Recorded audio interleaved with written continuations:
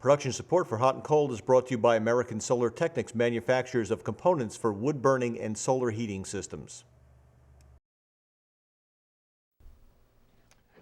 Oh, hey, I'm Tom Goosey. Welcome to Hot and Cold. What is this, you ask? Well, would you believe it's radiant heat, but it's not a floor. Why? It's a radiant wall. Gads, I think you better stay tuned because we did radiant heat a different way.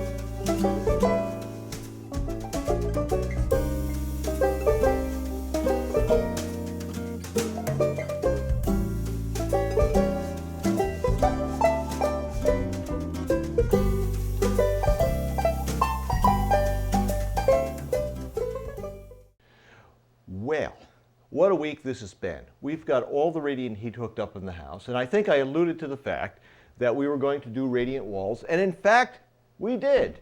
We put up Zurn thermal track, snap fit track. Thermal tracks is what they are. There, I'll show you right here. They are panels that come 16 inches wide, 4 feet long. There's two tracks that are routed out in each one. We obviously have straight tracks. Normally these are made for going on a floor. You put it on the floor like this, just lay it out, screw it or glue it to the floor, and then you would come in with, you'd go the length, and then at the edge of the room you have, look at that, is this slick or what? Hairpin turns, put them together. Does it get any easier than that? I think not. Well, we didn't want to put radiant floors in, so we decided to put in the radiant walls. And the way this goes together is we lay these out. Obviously you can see I've screwed them in to the studs. We have about 10 fasteners per panel. After the panels are put in, we have a gap in between. There's an expansion joint here about 1/8 of an inch around the perimeter of the panel because it gets hot and cold. Love that. And after we lay everything out, this goes, the hardest part, this is the biggest wall we did. The hardest part of the whole deal is that outlet, cutting those outlets into the panel, and that didn't take very long either. And so this wall took, oh gosh, maybe an hour by myself, no helpers, in real time.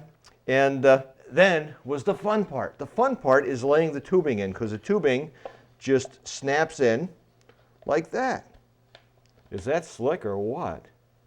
And what we did was come off a manifold that's down in the basement you'll see in a little while with a continuous loop of tubing, started at the manifold, came up through the floor here, you could, or through the wall plate, so this will be hidden in the wall, and I came in and then I looped back and forth and back and forth and back and forth to the very top where I came up, turned a 90-degree turn, or is that a 180-degree turn? 180-degree turn, I don't know, and go back down all the way to the manifold.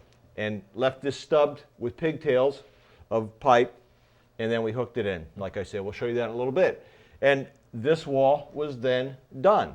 Now the only thing I need to do to complete this wall is put some sheetrock over it. I've got the sheetrock here, but I wanted to show you the wall before the sheetrock, and there's just not much to it. On the outlets also, we had these are nail-on plastic boxes, so we pulled them out enough to accommodate the thickness of the panel, which is about 5/8, plus the thickness of the sheetrock, and we were able just to get to that point, and we did, and that's done. So here we have a radiant wall.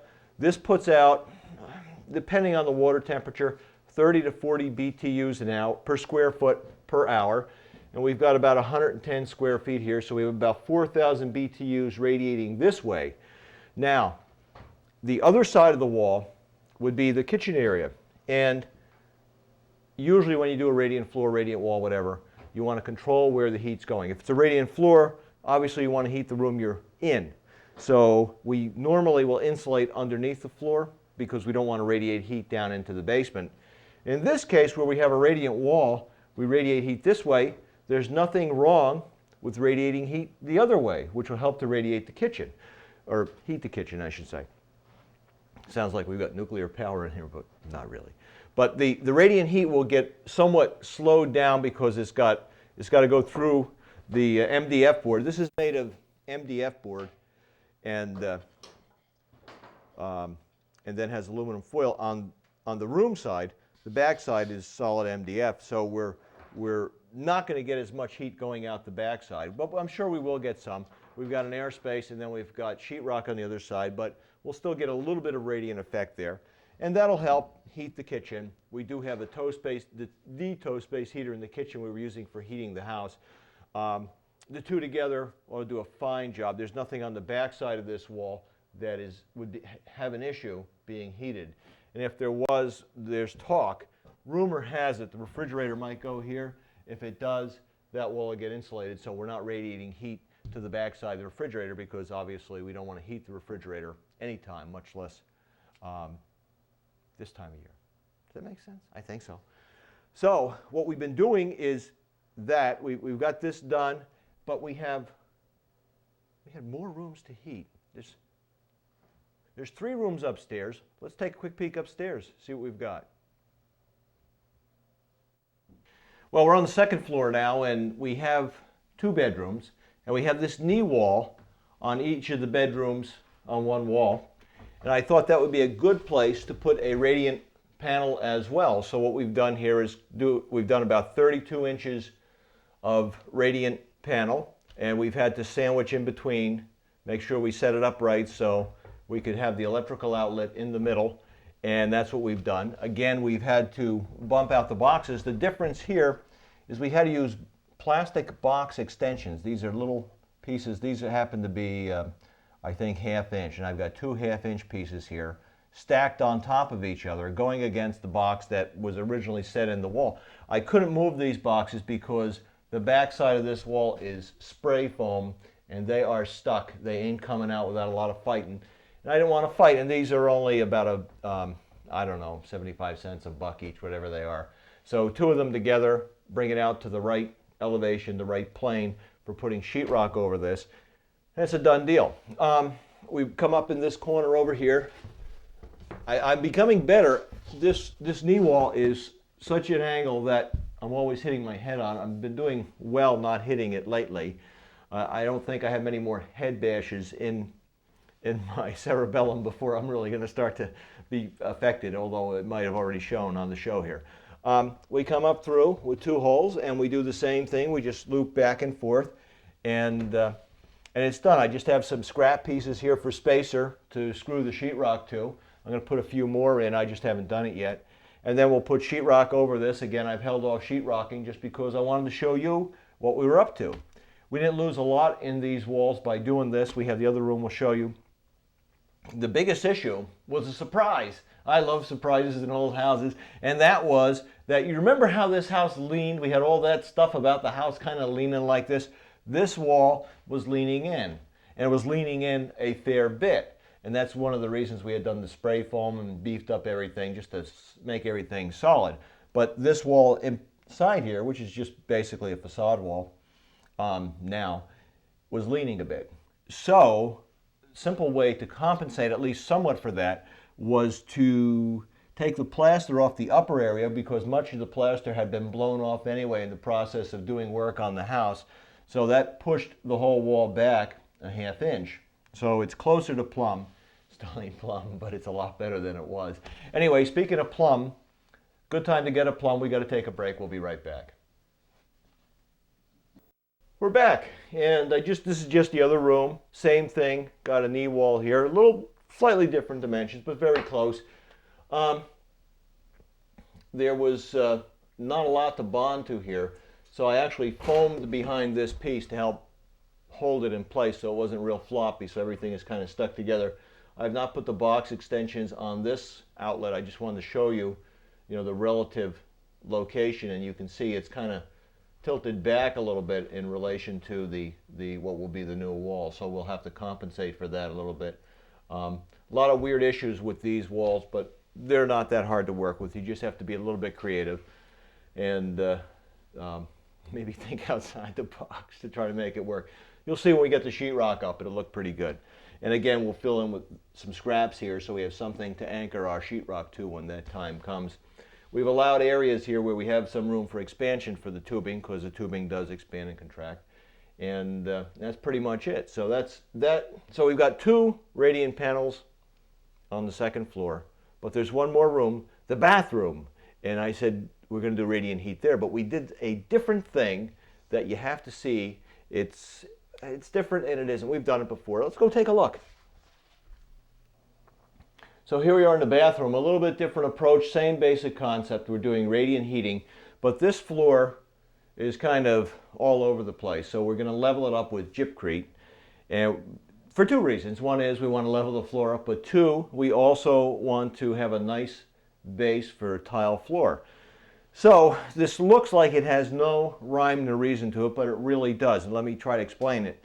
We have the pipes coming in here, and what I've done is gone through the floor at a very steep angle, and then I've chiseled out a bit so I could bring the tubing up and around, turn 90 degrees, and not kink the tubing, but not have it sticking up from the floor. So we've done that here. We actually started here, went around the back of the toilet. And I've left the back of the toilet tubing loose right now because the toilet's going to be removed. This platform is going to disappear. We're going to move the toilet back a foot. So that's all got to be out of the way when I do that, and then we'll relocate the toilet flange, put some plywood in to fill the holes, and then we'll do the gypcrete deal. The rest of it we're able to tie down. Over here there will be a 4-foot wide vanity. So there's no reason to put heat underneath that piece of what essentially is cabinetry, because all we're going to do is heat the soap, the stuff that's stored underneath. That's not necessary. So, and quite honestly, I was running out of tubing. I just had enough to do the room. We're averaging a little stronger than 1 lineal foot of tubing per square foot of floor, which is adequate for this little room. We come right over to here where the tub is going to be, and again, we're trying to average out okay, and with the gypcrete that will help to distribute the heat. I stayed a little bit away from the door just because I wasn't sure if we could clear the door all right. We just make it, and the door is going to probably be replaced anyhow, but that's another story for another time. So this is the radiant floor that is actually functioning right now. The heat is on, and it radiates up. We have hot spots and cold spots, and it's a pain to step on the tubing as you're walking around. But the PEX tubing is so rugged that we can do that. We can put it down here and not have any issues with it.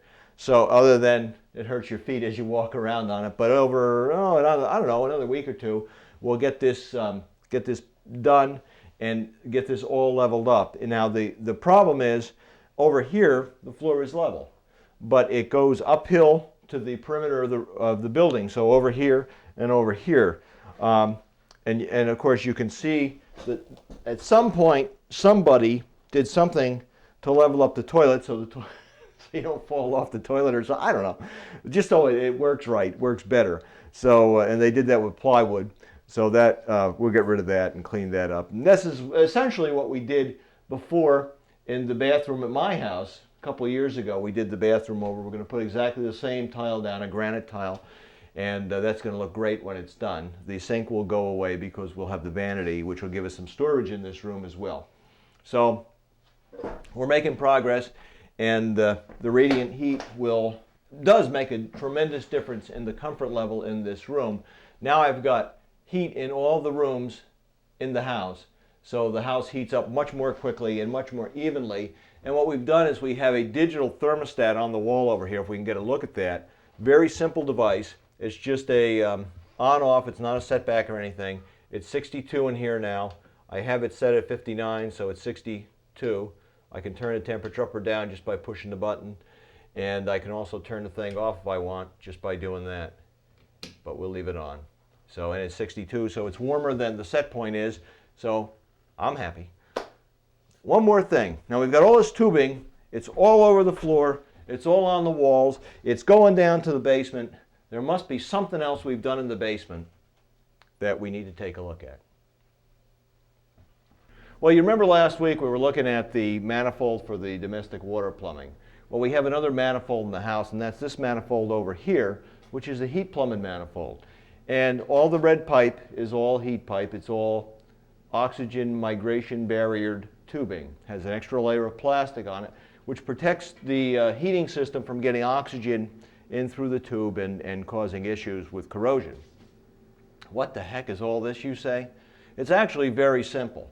We have two manifolds. We have a feed manifold, which is the red shutoff, and then we have a return manifold, which is the blue shutoff. And what happens, all these loops I showed you, if we start over here, this goes to the wall in the living room. This goes out, and this comes back. And then we go to the next one. This is one of the bedrooms, goes out and comes back. This is another bedroom, out and back. This is the kick space heater in the kitchen, out and back, and this would be the bathroom, and they go out and back. Fairly simple. Up top on the return manifold, we have all these zone control valves. These are actually shut-off valves that are controlled by the thermostats. You turn the thermostat up, this valve opens the path so the water can go back out, and we get circulation within the loop. How do we know any of this is working? Well, a couple of ways. You can feel the tubes and feel whether they're warm or not. But when you have big systems and you have a lot of different length loops, the tool I just dropped on the floor is the adjustment tool for the, there it is, for the zones, and it's important for me to show this. So what we have on top of each one of these feed manifolds, see this? This is flow meters. Now, you see that one's right up to the top. There's no flow in this loop. But look at, and there's no flow in this loop. These are two bedrooms, they're off. Here's the wall in the living room. Here's the wall, or the kick space heater in the kitchen. Those two have flow, and it tells you how many gallons a minute, and those are adjustable. We take off this little cover here, and we have this little tool you put in here, and you can turn the flow up and down by turning the tool. I'm just going to leave that there so I can knock it down a little bit later. In addition, we have here two thermometers that tell us what's happening. It's really nice to have this stuff to diagnose if there's a problem with the heating system. Makes it really, really simple. But I tell you what, before we go any further, we got to take a quick break. I'm not going to show you the temperatures till you come back. Wow, that's hot. Okay, we're back, and the secret numbers are, we have two thermometers here, I was saying. Here's the feed one. It's running about 139 degrees. And the return is running 119. We want a 20-degree temperature drop across the heating system, and that's exactly what we have. It's like somebody designed it that way. All the tubing, believe it or not, is fairly well organized. They come in pairs, and we try to keep them together going up to each of these loops. Now, PEX tubing is a little tricky to bend because it's a very strong tube, but it's easy. You can go, I think, 6 times its radius in terms of a bend radius. It's either 6 or 10, maybe it's 10 times. Anyway, you can get a pretty tight bend on that, and that's what I've done with some of these. And it's very easy to do, and the tube talons, the little hooks that we nail on to hold it, hold everything in place so things aren't swaying one way or the other. So it's pretty neat and compact and works very well. We don't have to have these zone valves in each one of these zones. They come with knobs like this that I put the little covers on them for when they ship. Now I can't get it off, but there's a knob here that you can manually open and close each zone as well. So if it was just one big zone and you're trying to balance things, or open and close them as you're purging the systems, you can do that. And that's something. Now, when I've got all this tubing running all over the house, and here's all the lines going out to the different loops, we have to get the air out of the tubes. So what we do is we go down each loop individually, turn it on, run water through it, purge out all the air, shut it off, go to the next one, and we do that for all the loops. So it's a very simple matter to purge the entire system. If we need to service anything on the heating side of the thing, these two big shut-off valves allow us to just shut off the system. Very simple. Additionally, I decide I want to add another room. I want to add some more heat to the house. These zone valve sections come apart. There's a quarter turn, there's a big O-ring like you can see here that that ties these together. Quarter turn, you could just pull it right apart, add an extra zone in here, and put it back right on the same wall. So I could easily expand this system without driving myself crazy, with no soldering, by the way. There's no soldering involved in any of this from here over. And the soldering takes place on the other side of the system. And I guess we should show the other side of the system because it is kind of important. We're going to change places now. Over on this side, we have the expansion tank. We have a pressure gauge, which is telling us we've got 28 pounds of pressure. We've got the Gozi-Matic air removal device, which seems to be working. We have a charging assembly here. The charging assembly allows me to use this hand pump. This is, if you heard me talk about this on the radio, this is my Danish Army surplus hand pump. And I love the thing, it's great. So what I do is, in the green hose, we go up into here, and we shut this valve off when we're charging the system. We shut off the pump usually. We shut this valve, and then we open the two valves, and we just push pump water through with the hand pump, and it comes out this hose back into the bucket. And we just do that manually, which is very simple, until all the air stops returning. And of course, we go through that routine, going through each one of those zones, and we purge all the air out, and the thing runs. We've plumbed with copper back over to here. Do we have enough light? Okay. I get nervous. We don't have enough light, but I don't want you to miss anything.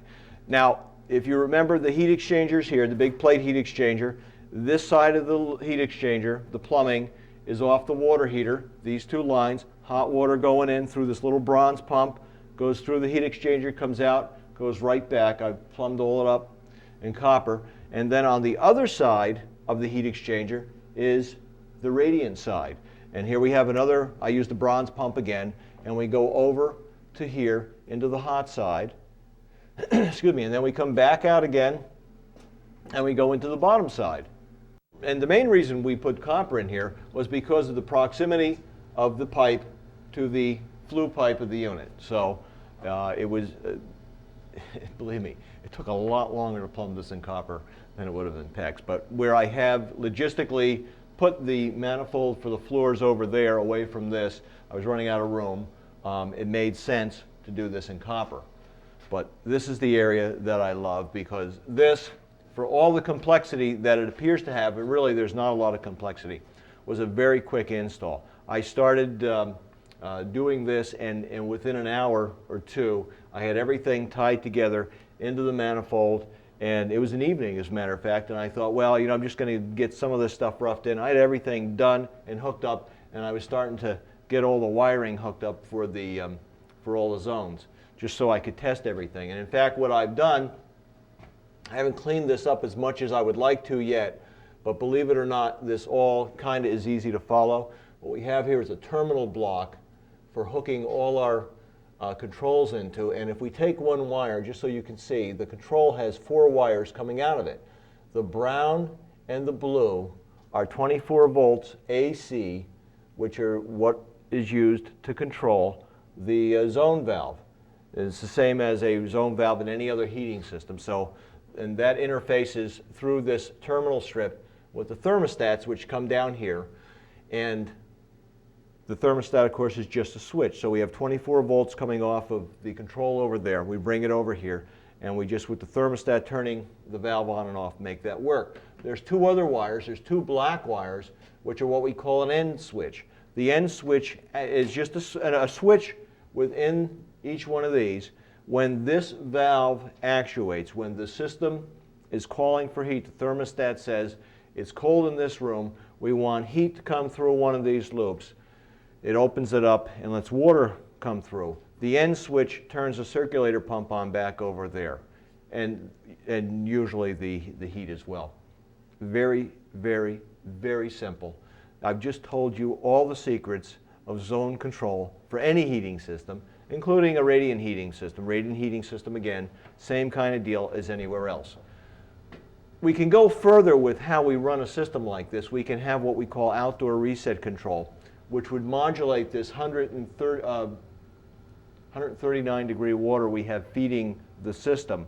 We can throttle that up and down based on the outside temperature. So the colder it is, we can make it hotter. The warmer it is, we make it cooler. And we can really fit the two together very well. The 139 degrees is a great temperature for the radiant walls. It's warm for the radiant floors. We're going to temper that down somewhat. What else do we have? We have really cool drain valves here. This is just the on-off valve. It's got a little cap on the bottom. We have air vents on each of the manifolds, so if there's any air that gets by our air removal device, especially when we're charging the system, this will catch it. And then, of course, we can expand on here as well if we need to, but these are just end caps. I think that's pretty much it. Are we just about out of time? We are? Well, I think I've explained everything. What can I tell you? Zurn, again, is the company that makes all this. And we'll show you the sign at the end of the show. I didn't put it up because I was so excited about all the plumbing we had to show you. But it's Zurn. It's very simple. And you want to look at it, have your plumber look at it if you're thinking about doing radiant floors. Very elegant system, very easy to install. You know, easy to install correlates to lower cost. I've learned that. Anyway, we'll see you next week. If you have any questions, call us on the radio because it's really simple. And we want to make sure you understand it and can do it yourself.